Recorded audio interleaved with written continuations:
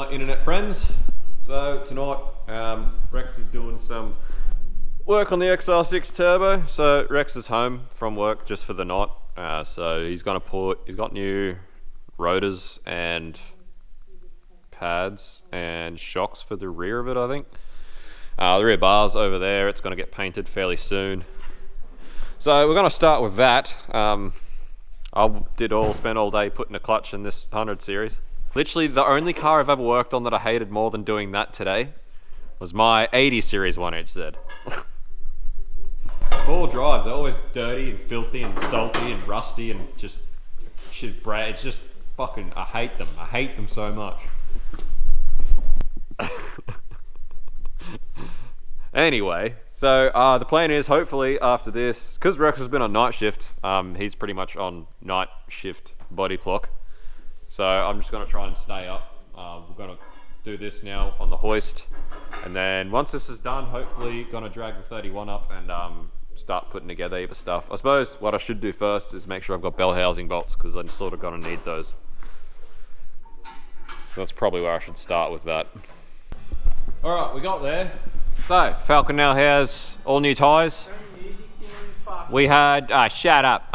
So I had a set of these wheels just lying around as skidders for when I have a 5-stud Cressida, maybe one day. But so we picked the 4 best wheels out of all of them balanced up pretty well. I got 4 new tyres, so Falcon now has new rotors, pads in the back and shocks in the back, and new ball joints, rotors, pads in the front, and new tyres all around. So it's starting to come together pretty well, like a brand spanking new one, mate. So now once that bumper gets painted, she gets a roadie, she'll be yeah, good as gold. But we have realised one of the engine mounts is a bit cooked. It's this driver side engine mount's actually cooked. It vibrates heaps just in drive when you're still, so probably need to do that engine mount. But anyway, just one of those things you get at, that's what happens. But still, for the money it's cost so far, which is still probably sub 3k or so, this is pretty cool daily for what it is. Alright, so the other thing for the XR6 turbo is Rex replaced the power steering pump because it needed to be replaced anyway. Sorry guys, it's going to get dark. You probably not be able to see anything, but I'll still tell you anyway. So Rex put a new power steering pump on the XR6 because, like all Fords, they pretty much all leak and do funny stuff because they're Ford power steering pumps. But it still makes like a real bad squeak at idle. Me and the neighbour actually listened to it the other day. Pretty sure it's actually the top idler pulley on the block. We don't actually think it's the power steering pump that is making the squeak. So Rex is going to pull the idler pulley off the white wagon just to confirm. We'll put it on the XR6 turbo, confirm that that's actually what's making the noise. So if that shuts it up, Rex will order a new one. So got to come down here and get the white wagon and take it up. Hopefully it just starts up. It's been sitting here since pretty much I parked it here, but it had a good battery and it ran when I parked it, so. Oh no. Oh dear. And with a little help from starter pack, she lives. She lives and it's fine. Tell you what, bloody Fords, bloody brilliant. Great. Really good, they're really nice. So as you can hear, this one is quite quiet, nice and silent. But then you get over to this one, that makes a really annoying whirring. Oh, don't worry, Rex has turned it off, so it doesn't even matter. Whatever. Either way, this one whirs. There you go.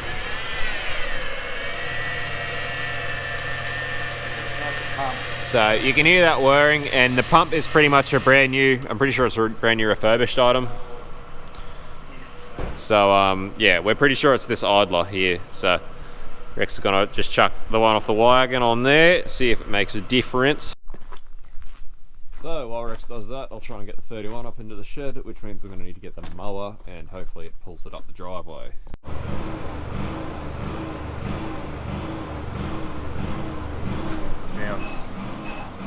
Yeah, you can hear that. Sounds pretty noisy. Sounds like it's the noise. I'm gonna need your help to get the hog to get the 31 to get it up to here. Just give me a minute. No.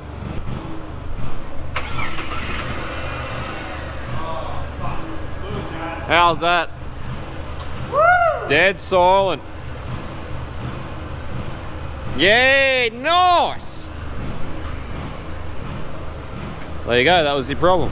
And that is such a pain in the ass to change. I'm just leaving that like that, and I'll put a new one on that. Jesus, I'm not changing that again. Alright, so I didn't bother filming that because the GoPro is terrible in low light, but what a saga it is to actually get this thing up here.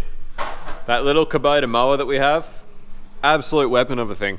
There's no words to be said for how good that mower has been for us, and yeah, just dragged it up here with that.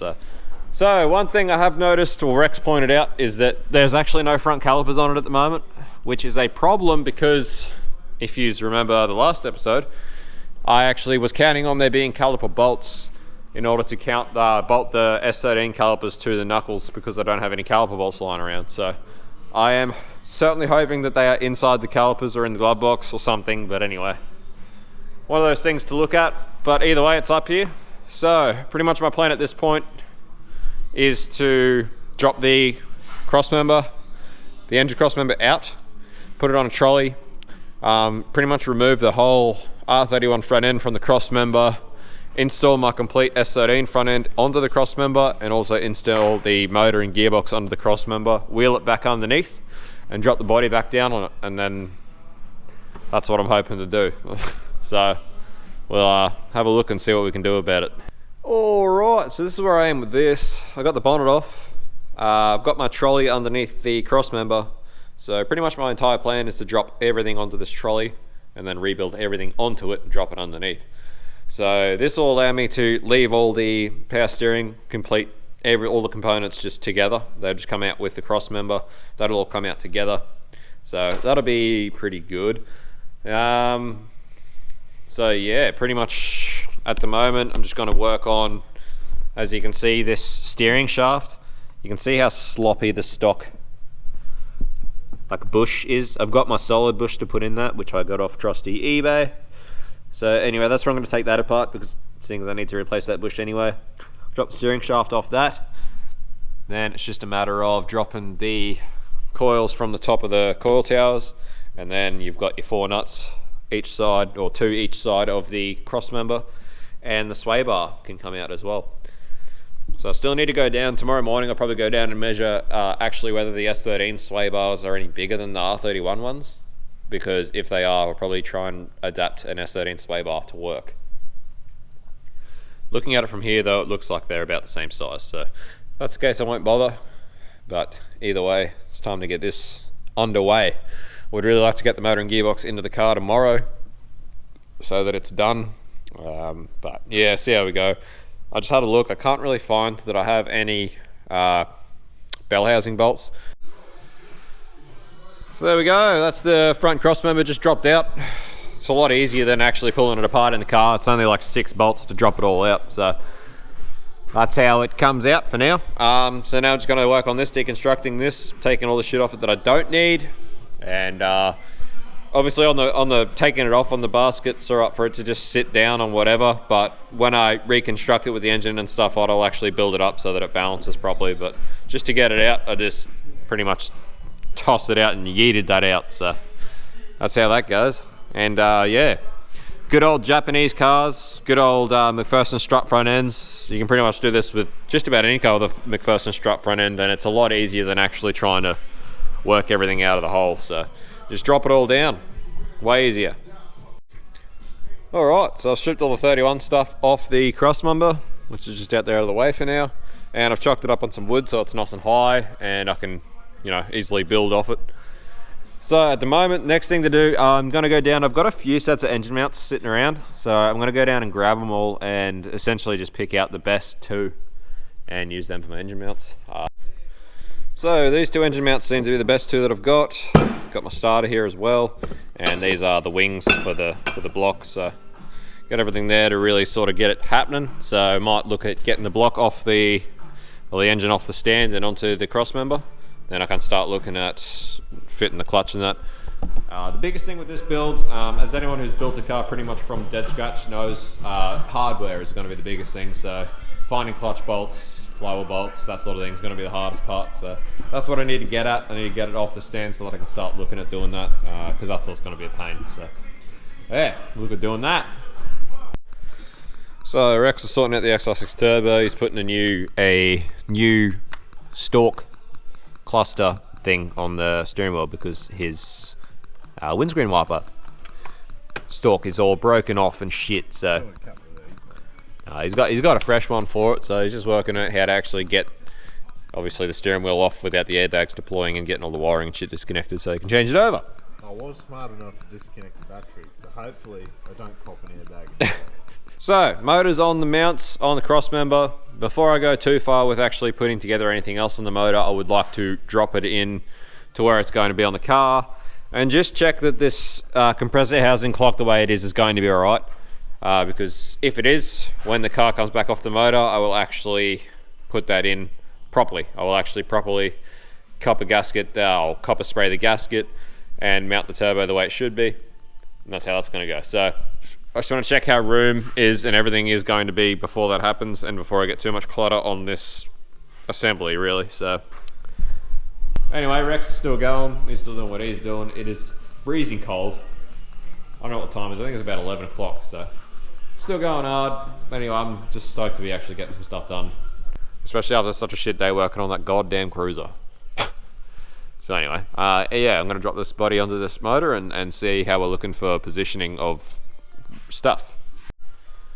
Also, I was actually able to mount the power steering pump on the engine, which means now that now that all this is on, I can actually measure my belt lengths and order them, which is great. So to measure them, I'm just going to get a piece of string, essentially measure where it needs to go, give a measurement, and that should be fine. So also able to do that the way I did this, which is good. It's nice.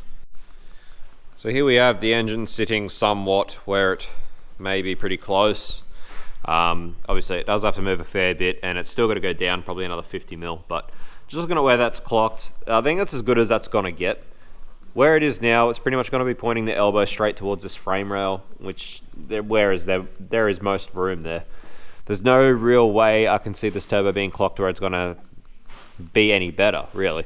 I can't clock it any more up because then it starts to fail in the manifold here, so this is as far, I suppose, up as I can clock the output there.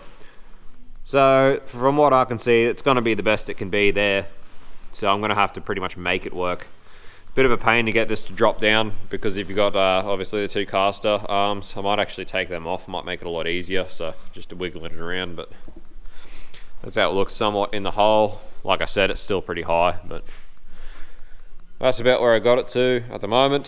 So what I'm thinking about now is just lifting this back off, get that turbo mounted up properly, lines and everything on it so that it's pretty well done. Also just looking, I'm sort of liking how much room I've got there for a dump. So essentially what I got down to was, if you watched the last episode, issues with the dump adapter thing. So I've ordered a flange. I'm going to manufacture my own flange to 3-inch V-band for the dump. That's what's going to happen there. But anyway, I'm liking how much room there is there to actually do that. That's really handy. So no, I'm quite enjoying how this is looking in here at the moment. So yeah, I'll pull this off, mount this turbo properly, and then start it looking. I don't know how much of a pain this has been to actually get to this point. I'm thinking about just mounting this turbo up and then actually dropping this down and just mounting this cross member with the engine on it the way it is, and then building everything else around it. For the simple fact that it's easier to do for one person. Rex is only here for the night, so as far as the rest of it goes, probably easier to do it while it's all in the car. That way I can do my clutch and everything off the back of the motor while it's up in the air on the hoist. The gearbox is quite light, it's pretty easy to handle with one person, so it just makes it a bit easier, I think, than trying to assemble it all into the cross member is obviously the most efficient way to do it if you have more than one person, but for one person to try and handle it on this dinky trolley, it's sort of counterproductive. So alright, so first thing I need to sort out is my return line. I bought this from NZ the other day. This is just a 3/4 inch BSP thread, which is the right thread for the block, to a 3/4 inch barb, which for all of you wondering at home, that is the same size as the standard RB2025 oil drain. So what I'm going to do is just cut this off pretty much just before this turn here. As you can see from the last episode, I've notched that out so it doesn't foul on the bolt on the turbo. So I'm going to cut that, and this little piece of hose is just going to be my return, which is just going to go from the barb up to the post, and it's going to be happy days. Alright, so I've installed the drain there, sort of just there sitting there waiting. I've cleaned the gasket surfaces with thinners. I've installed my oil feed with some fresh crush washers, and also the little gasket washer thing that comes with the turbo, just in an effort to make sure it seals, because it's a bit of a seat there. So yeah, I got fresh crush washers for the feed there. I've got my multi-layer steel T3 gasket, which I have copper gasket seal coated, Permatex gasket seal, so just waiting for that to go off. So once that goes off, turbo can go on. I'll put the feed into the block, tighten that all up, put the return onto the turbo with one of these gaskets that came with it. And okay, so got the turbo on. What an absolute prick. Got my lines, my feed in there. That was a real pain. The drain, I actually had to find a piece of heater hose that was actually already molded to this shape, because everything I tried to put in here would just kink. Obviously you do not want to kink your return, because if you block your return, you start to block your feed, and it will start to push oil out the seals on the front and back, which is not what you want. So you want to make sure you have your nice open return. So anyway, glad I found that bit of heater hose that I had lying around that was right, so that's okay. For everyone wondering, I didn't end up bunging the turbo. I've ended up leaving it open, so I'm a little bit unsure about how that's going to go, but pretty much I'm going to be the guinea pig. So for anyone wondering, we'll just see how that's going to go. So I also put on my solid steering bush onto the steering arm. So this is just an eBay item. Took the rubber one off, took the bushes out of it. There's actually like little brass bushes that these go onto. One of them was a real pain. I actually had to file out the hole for the bush to go into, but anyway, quick file and it's all good. Bit of a hammer, bit of persuasion, and it's made it happen. Bit of a pain, but it's there, so all good. So anyway, at this point, I'm pretty happy to just pretty much drop the motor in. I'll measure the belts once it's in there. That can all be done in there. So it's getting pretty late, it's getting real cold, so at this stage I just want to get this cross member up and in, and then assess what's going on from there. So as you can see, motor is in, cross member's bolted up, so that is a pretty cool little milestone. So as you can see here, that is pretty much the most room you could get where it is there, so that's what I'm going to have to deal with. May have to reroute or turn around this power steering hose, but that's enough to get an elbow on there at least, and that should be fine. So that's where it's all locked up. Hopefully, I really hope I never have to touch this turbo. I never want to have to touch it while it's in the car. I think it's going to be a real pain in the bum. But anyway, I'm pretty happy with that. Pretty happy with some progress to be made. Big thanks to Rex for helping out. And yeah, sick. Sweet as. Fucking awesome. Rad and thermos fit well, so pretty stoked with that. Plenty of room in there. It's going to be great. So nice little yeah, stepping stone for the 31 tonight. That's going to be it for tonight, I think, and probably it for this episode. I'd say that's probably plenty, but anyway, motor's in, turbo's on. It's finally on. It's final sort of assembly. As you can see, that's sort of how much room I've got for a dump. Lucky it's low mount, so I don't know, I'll see what I can sort out with that. Hopefully I might have some help with that. Adam might be helping me out with that, but we'll see what he's up to next weekend. But anyway, it's yeah, it's looking good. Now to start piecing it together around it. Obviously still have a lot of gearbox stuff to do. Still have a lot of suspension stuff to do, which I will do in the morning, which will be in the next episode, so keep peeled for that. Thank you all for watching, and yeah, I'll see you in the next one. Cheers guys.